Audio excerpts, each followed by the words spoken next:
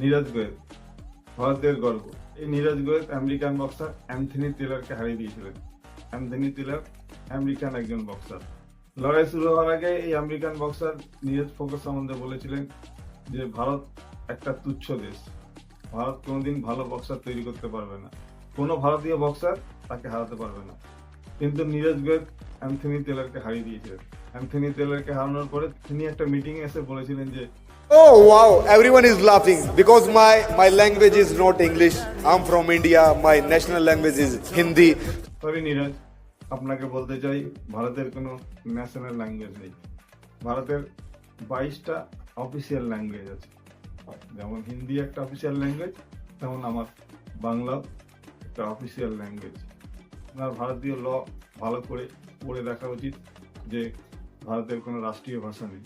এই কথাটা বলার জন্য প্রত্যেক ভারতবাসীর কাছে আপনার ক্ষমা চাওয়া উচিত। আপনারা কি বলেন? অবশ্যই কমেন্ট করে বলুন।